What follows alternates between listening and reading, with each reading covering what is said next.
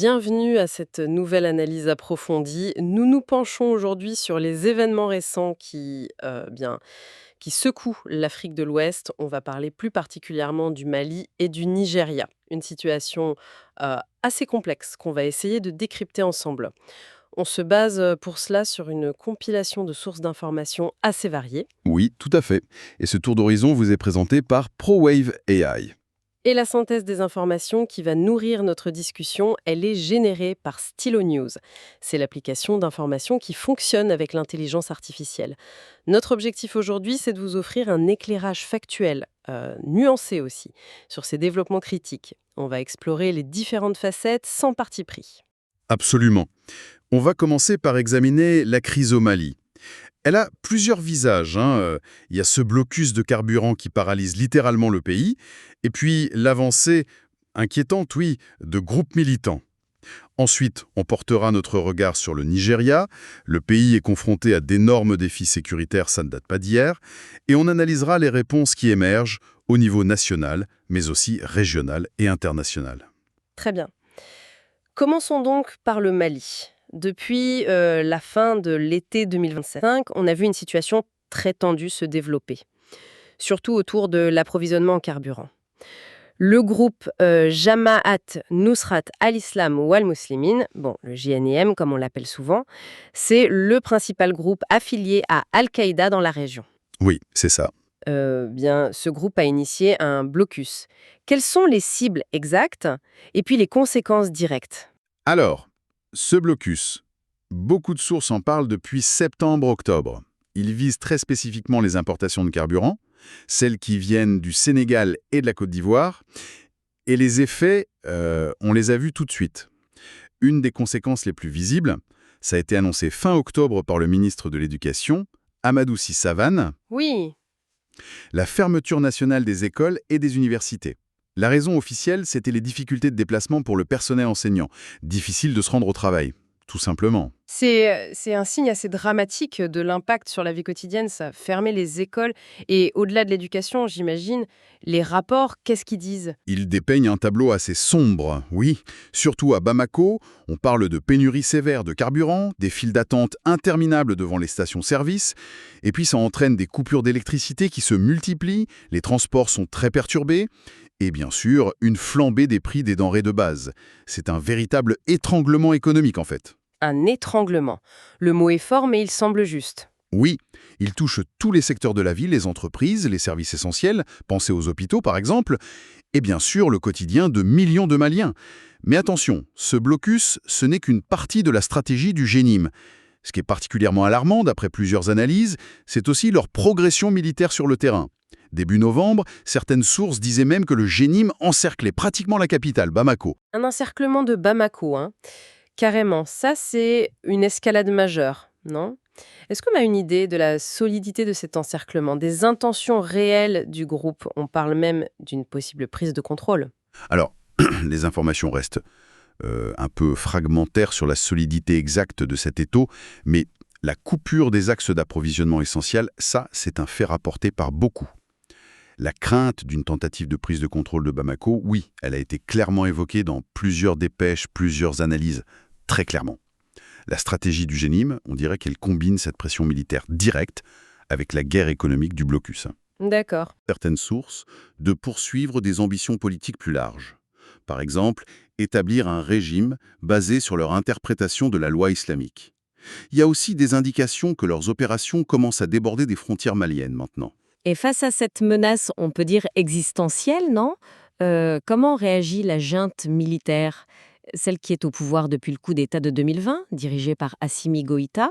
Il ne reste pas les bras croisés, j'imagine. Non, effectivement, la junte essaie d'organiser des escortes pour les convois de carburant. Il mène aussi des opérations militaires, y compris avec des frappes aériennes. Mais les succès semblent mitigés. Plusieurs rapports font état d'attaques contre ces convois escortés.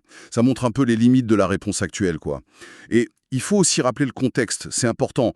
Suite au départ forcé des troupes françaises, Oui.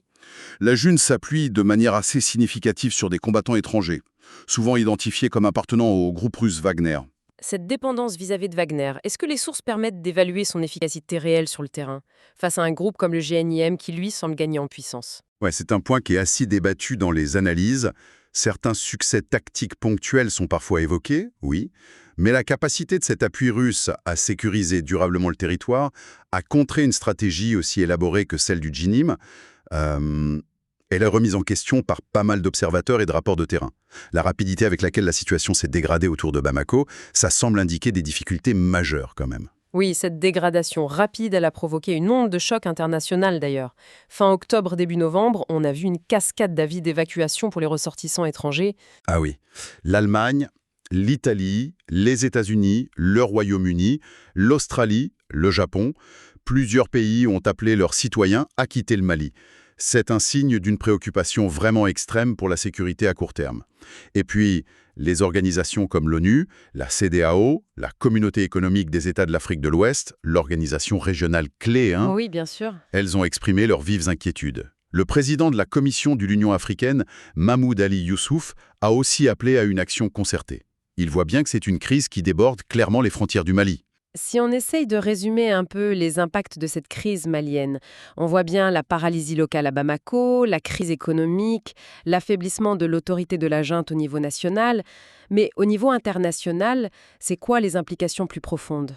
Alors, au-delà de l'instabilité régionale évidente et du risque de crise humanitaire majeure si ça perdure, on assiste à des repositionnements géopolitiques assez importants. Le retrait français, l'arrivée russe, la méfiance qui grandit entre le Mali et certains de ses voisins traditionnels, tout ça, ça redessine un peu les alliances et les rapports de force dans une région qui était déjà très fragile. Et cette instabilité, elle a tendance à se propager, on le sait. Si on regarde maintenant vers le Nigeria, le grand voisin, on voit que le pays fait face à ses propres défis sécuritaires et ça semble maintenant s'entrecroiser avec la situation au Sahel. C'est tout à fait exact. Un fait notable qui a été rapporté début novembre, c'est la revendication par le JNIM de sa toute première attaque sur le sol nigérien. Il s'agirait d'une embuscade contre un soldat dans l'état de Kwara, ça se serait passé le 30 octobre. C'est un signal potentiellement très préoccupant. Ça suggère une expansion géographique des activités du groupe sahélien. Et ça vient s'ajouter à un tableau sécuritaire qui était déjà extrêmement complexe au Nigeria.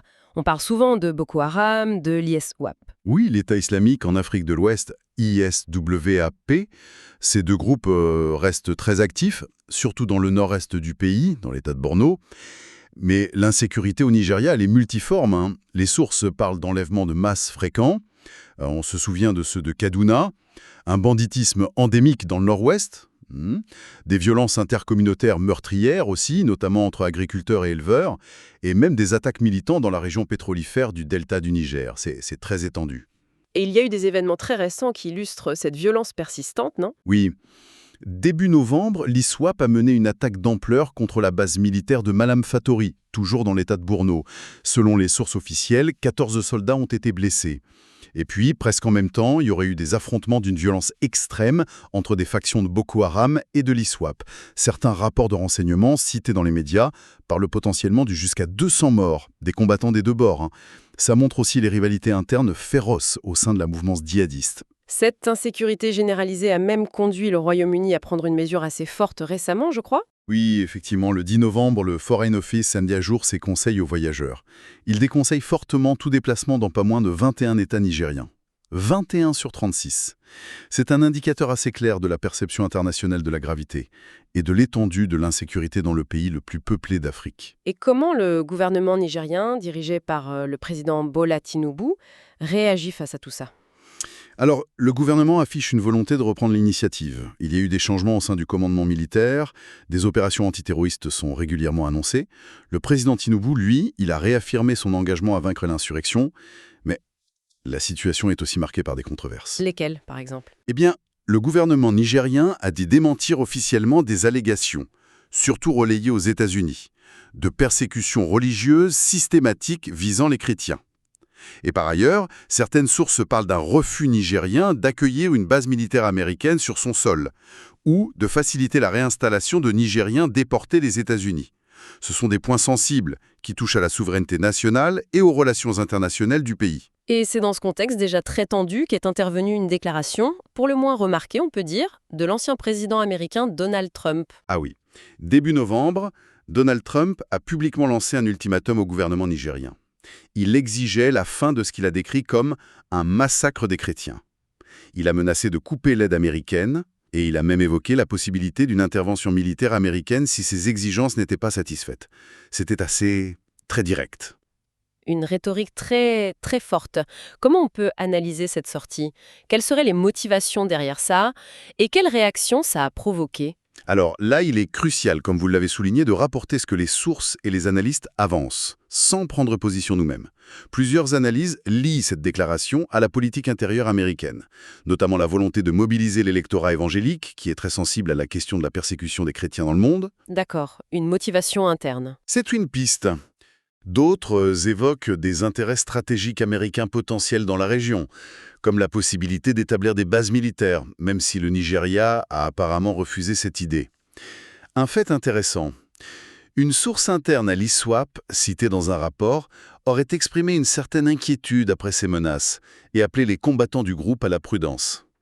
Certaines sources américaines ont même fait mention de plans militaires au Pentagone concernant potentiellement le Nigeria. Bon, ça reste à confirmer évidemment. Oui, il est important de souligner, comme vous le faites, qu'on rapporte ici les différentes perspectives issues des sources disponibles, sans endosser aucun point de vue politique. L'impact de toute cette situation au Nigeria semble donc, un peu comme au Mali, avoir plusieurs dimensions: locale, nationale, internationale. Exactement. Localement, c'est une insécurité accrue pour des millions de personnes, des déplacements de population. Nationalement, ça pose des questions aiguës de souveraineté, ça alimente les tensions politiques, ça met à l'épreuve la cohésion du pays. Et internationalement, le Nigeria se retrouve sous les projecteurs, avec des implications géopolitiques complexes, les interventions étrangères, les pressions diplomatiques, la lutte contre le terrorisme. Et face à ces défis qui dépassent les frontières, on observe aussi des tentatives de réponse régionelle. L'une des plus récentes, c'est la formalisation d'une coopération militaire entre 3 pays voisins. Oui, le Mali, le Burkina Faso et le Niger. Ces 3 pays se sont regroupés au sein de l'Alliance des États du Sahel, l'AES, et début novembre, ils ont annoncé la création, imminente, disent-ils, d'une force militaire conjointe. Cette force compterait entre 5 000 et 6 000 hommes, d'après les annonces, et elle serait basée à Niamey, au Niger. Quelle est la portée de cette initiative? Est-ce que c'est juste un effet d'annonce ou le signe d'une volonté réelle de prendre en main leur propre sécurité? L'objectif affiché, c'est clairement de développer une réponse sécuritaire autonome. Et coordonnée. Face aux groupes militants qui opèrent dans cette fameuse région des 3 frontières. Cette annonce, elle fait suite à une autre décision marquante. Le retrait conjoint de ces 3 pays de la Cour pénale internationale, la CPI. Ça, c'était fin octobre. Ces 2 mouvements signalent une volonté assez forte d'affirmer leur souveraineté. Et une certaine défiance vis-à-vis des cadres d'intervention internationaux ou occidentaux traditionnels. Maintenant, évidemment, il reste à voir l'efficacité opérationnelle réelle de cette future force conjointe sur le terrain. Ça, c'est la grande question. Si on essaie de dessiner un peu la carte des perspectives des différents acteurs clés dans cette région en pleine turbulence, c'est compliqué, non? C'est très complexe, oui, mais on peut esquisser quelques lignes. La junte malienne, elle semble engagée dans une lutte pour sa survie, politique et militaire. Avec une dépendance qui semble croître vis-à-vis de l'aide russe, le JNIM, lui, poursuit une stratégie qui semble malheureusement efficace de déstabilisation économique et politique au Mali, tout en étendant son influence. Le gouvernement nigérien, lui, essaie de jongler entre affirmer sa souveraineté et lutter contre une insurrection multiforme sur son propre territoire. C'est un équilibre difficile. Et au niveau international, comment ça se positionne? Donald Trump, même s'il n'est plus président, maintient une posture interventionniste, très focalisée sur la protection des chrétiens, d'après ses déclarations. Les leaders de l'AUS, eux, affichent une volonté d'autonomie sécuritaire, mais leur capacité réelle reste à démontrer. Les organisations internationales, ONU, UA, CEDEAO, elles appellent à la coordination, elles s'inquiètent des conséquences humanitaires, mais leur influence sur les régimes militaires actuels semble limitée. Quant aux gouvernements occidentaux, ils paraissent adopter une posture plus prudente. On le voit avec les évacuations. Il y a un soutien potentiel, mais sans engagement militaire direct majeur pour l'instant. Nos sources incluaient aussi des analyses de sentiments sur les réseaux sociaux. Qu'est-ce qui ressort de ces écoutes du pool numérique dans la région? Les analyses de sentiments mentionnées dans certains rapports, elles indiquent une prédominance assez claire de sentiments négatifs. La peur face à la violence, la frustration face à l'instabilité politique, économique, l'incertitude quant à l'avenir. Bien sûr, il y a une diversité d'opinions, hein. On trouve parfois des messages de soutien aux nouvelles autorités militaires ou des expressions de nationalisme, mais le climat général qui est rapporté est plutôt sombre, anxieux, face à la multiplication des crises. Si on regarde maintenant vers l'avenir immédiat, quels sont les développements que nos auditeurs devraient surveiller de près, d'après les informations disponibles? Il y a plusieurs points critiques à suivre, oui. Au Mali, est-ce que le blocus de Bamako va continuer? Comment va évoluer la situation militaire autour de la capitale? C'est crucial. Au niveau régional, est-ce que la force conjointe de l'AES va vraiment se déployer? Et quelles seront ses premières actions? Au Nigeria, l'issue des opérations antiterroristes en cours. Et puis l'évolution des tensions politiques et sécuritaires internes. Et bien sûr, au niveau international, la surveillance accrue de la situation par les grandes puissances, les organisations internationales et les éventuelles initiatives, diplomatiques ou autres, qui pourraient émerger. C'est clair que suivre et comprendre cette mosaïque très complexe d'événements en temps réel, ça demande de pouvoir traiter une quantité énorme d'informations, qui viennent de sources très diverses. Ah oui, absolument. Et c'est précisément là que des outils comme Stylo News, celui qui a permis de générer la synthèse pour notre discussion d'aujourd'hui, deviennent précieux. C'est une application d'information, hein, disponible sur mobile et sur le web. Elle est conçue pour transformer ce déluge de données brutes en renseignements clairs, exploitables. Et concrètement, comment ça marche? Sans entrer dans des détails trop techniques, bien sûr. L'idée de base, c'est d'agréger en temps réel des informations qui viennent de centaines de sources. Des articles de presse traditionnels, oui, mais aussi des réseaux sociaux, comme X, anciennement Twitter, des forums, des transcriptions vidéo, dans plein de langues différentes. Et c'est là que l'intelligence artificielle intervient, pour trier, traduire, dédoublonner, et surtout pour structurer l'information. Identifier qui fait quoi, où, quand. Ça permet ensuite de poser des questions en langage naturel, comme on se parle là, et d'obtenir des réponses synthétiques. Et toujours avec les sources originales citées, pour pouvoir vérifier. Donc pour quelqu'un qui suit de près une région comme l'Afrique de l'Ouest, ou n'importe quel autre sujet complexe d'ailleurs, l'avantage, c'est d'avoir accès rapidement à une information pertinente, contextualisée et qui vient d'un large éventail de perspectives. Exactement. L'objectif, c'est d'offrir une compréhension plus profonde et plus rapide, en filtrant le bruit, en mettant en lumière les signaux importants. Et ça permet de construire ses propres synthèses personnalisées, un peu comme celle qu'on a utilisée aujourd'hui pour préparer notre échange. Très intéressant. Pour ceux que cela intéresse, donc, pour bénéficier de ce type de synthèse d'informations personnalisées, alimentées par l'IA, vous pouvez télécharger l'application Stylo News sur votre mobile ou alors visiter le site web www.stylonews.com pour découvrir les différentes options d'abonnement. Voilà, nous espérons que cette exploration, même si elle était dense, vous a offert des clés de compréhension utiles sur la situation actuelle au Mali et au Nigeria.